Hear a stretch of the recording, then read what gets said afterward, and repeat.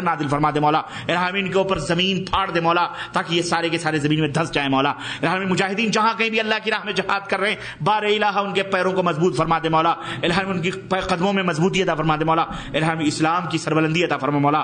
مسلمانوں کو عزت عطا فرما مولا. مشرکوں بدعتیوں کو ذلیل فرما مولا. مشرکوں بدعتیوں کو ذلیل فرما مولا. الہامین اللہم ذل الشرک والمشرکین، اللہ ذلیل مشرکوں کو ذلیل فرما مولا. شرک اور مشرکوں کو ذلیل فرما مولا. مومن اور موحدین کو اور متبعین سنت کو عزت و رفعت عطا فرما مولا. الہامین جہاں کہیں بھی مسلمان رہ رہے ہیں بھائی بہن سب کی حفاظت فرما مولا. الہامین ہم سب کو شرک و بدعت سے محفوظ فرما مولا. آمین یا رب العالمین. صلی اللہ علی نبینا محمد وعلی آلہ وصحبہ اجمعین. والسلام علیکم ورحمۃ اللہ وبرکاتہ. اگر کوئی سوال وغیرہ ہے تو لکھا ہے آپ نے تو بھیج دیں، نہیں تو ٹائم زیادہ ہو گیا ہے، آپ کی جیسی مرضی ہو.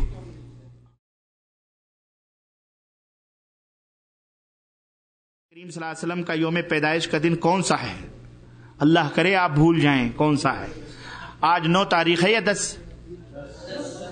تمام مورخین، اس میں اہل مورخین کا اختلاف ہے کہ اللہ کے نبی کون سی تاریخ کو پیدا ہوئے، لیکن اور یہ اس اختلاف میں بھی برکت ہے اس لیے کہ یہ قدرتی طور پر ہے. یوں سمجھ لیجئے اکثر مورخین اور محدثین کا یہ بیان ہے کہ اللہ کے رسول صلی اللہ علیہ وسلم 9 ربیع الاول کو پیدا ہوئے.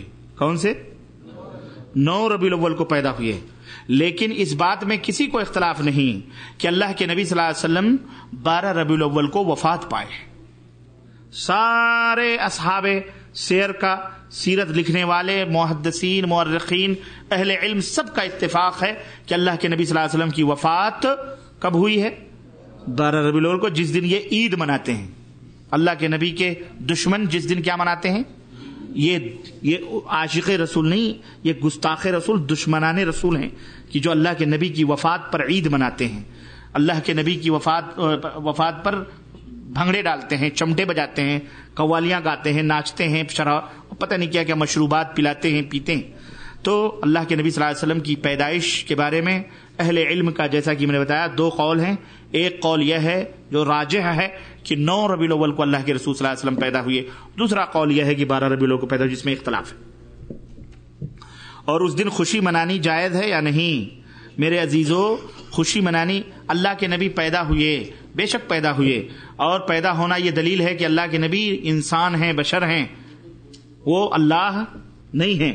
الحمدللہ. اسی طرح اللہ کے نبی پیدا ہوئے تو میرے عزیز اللہ کے نبی 63 برس تک اس دنیا میں زندہ تھے.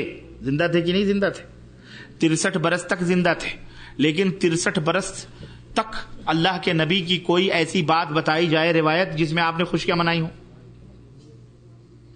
اس میں کوئی شک نہیں کہ نبی کی پیدائش، نبی کا پیدا ہونا ہمارے لیے بہت بڑی باعث رحمت اور برکت ہے کہ اللہ کے نبی آئے اور آپ کی وجہ سے ہمیں ہدایت ملی.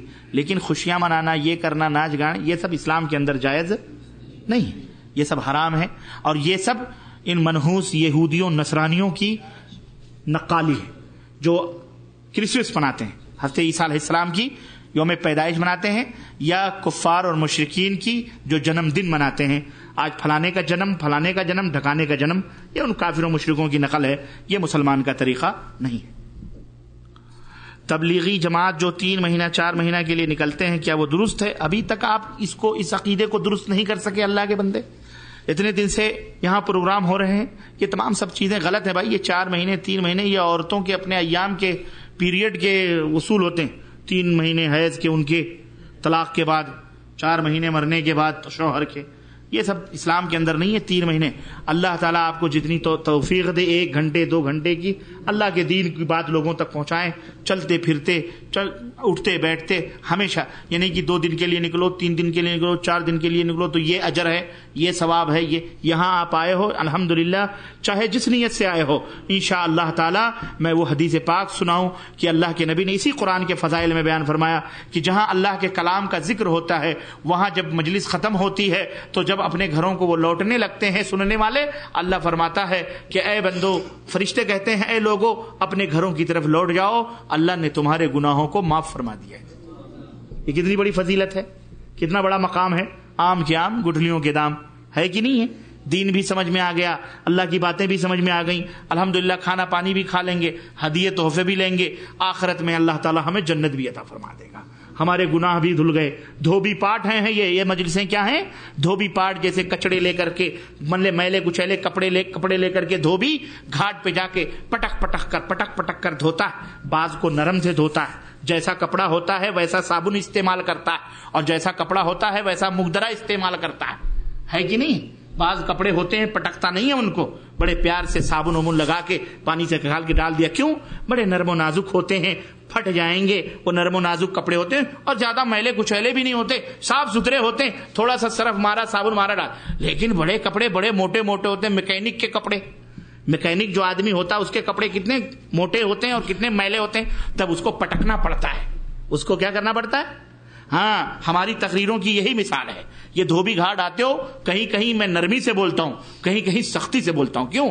اس لیے کہ اس وقت میں بیٹھ کر کے تمہیں سمجھا رہا ہوں، میں تمہارا استاد ہوں، آپ سب لوگوں کا استاد ہوں، اس لیے کبھی ڈانٹتا ہوں، کبھی شفقت سے، کبھی محبت سے۔ اس کا یہ مطلب نہیں کہ میں نفرت کرتا ہوں، استغفر اللہ، آپ اللہ کے بندے ہیں، میرے نبی کی امت کے لوگ ہیں، کیوں نفرت کریں ہم آپ سے؟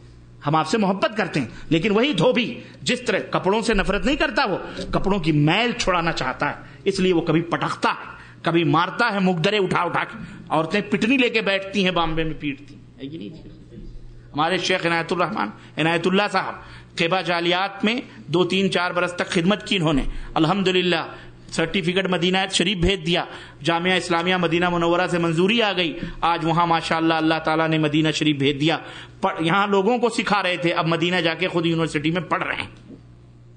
الحمدللہ یہ ہماری خوش نصیبی ہے کہ آج یہاں بیٹھے ہیں، علماء کرام آپ کی بیچ میں بیٹھے ہیں، مولانا عبدالسلام صاحب 2 سلام بیٹھے ہوئے ہیں، 2 اللہ اس مجلس کو سلامتی والی مجلس بنائے، اور اللہ تعالی ہم سب کو سلامتی کے ساتھ اپنے گھر واپس لے جائے، اور ہم سب کو دنیا میں بھی اور آخرت میں بھی امن و سلامتی عطا فرمائے۔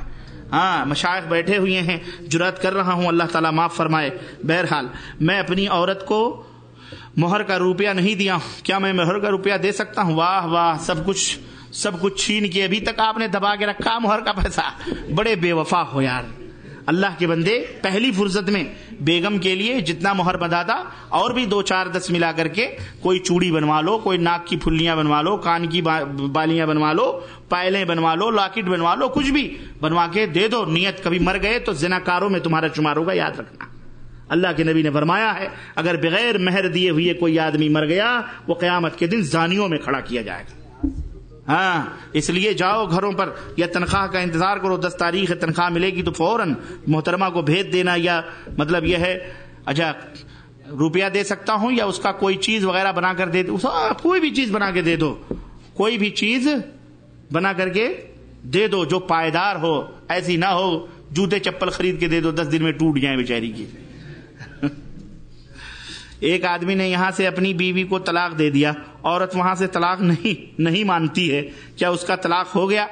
واہ بھائی واہ، بولو بیگم ہم نکاح نہیں کر رہے ہیں کہ تمہارا ماننا ضروری ہے، ہم اس وقت طلاق دے رہے ہیں، مانو نہ مانو تم آؤٹ ہو گئی، خلاص آؤٹ، ہماری زندگی سے کیا ہو گئی، تم زندگی بھر نہ مانو، ہمیں اس سے کیا لینا ہے، طلاق ہو گئی خلاص، وہ چاہے مانے چاہے نہ مانے، اس کا ماننا ضروری۔ ہاں، نکاح کرنے کے لیے ماننا اس کا ضروری ہے، لیکن طلاق دینے کے لیے اس کا ماننا ضروری۔ جزاک اللہ خیر، میرے انگنت کبوتر بلی کھا گئی، میں بلی کو جان سے مار دیا، کیا میں نے غلطی کی ہے؟ کیا ہم کو اللہ معاف کرے گا؟ بلی کو مار دیا، کیا اچھا کیا؟ دیکھیں، کبوتر یہ بلیوں کی خوراک، ان کی خوراک ہے، آپ نے اس مسکین کو خامخواہ، اللہ سے توبہ کریں، آپ نے بے گناہ جانور کو مارا، آپ کو اس کی حفاظت کرنا تھی۔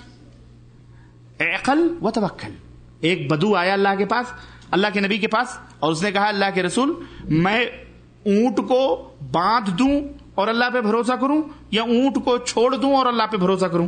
تو اللہ کے نبی صلی اللہ علیہ وسلم نے فرمایا نہیں، عقل ہے و توکل، اس کو باندھ دو پھر اللہ پر بھروسہ کرو۔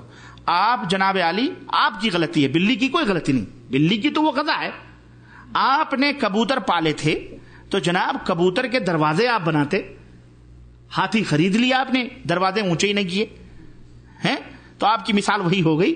تو جناب علی آپ نے کبوتر پالے تھے تو اس لیے آپ کو کم از کم کبوتر کی حفاظت کے لیے بلی نہ آئے, کتا نہ آئے, اس کے لیے ایک پیڑا یا جو بھی ہوتا ہے وہ بنا کے رکھنا تھا, اور شام سویرے چیک کرتے تو رکھ دیتے. جب دروازہ کھلا ہے اور چور آ کے چوری کر کے لے کے گیا, خلاص, پھر رو کیوں رہے؟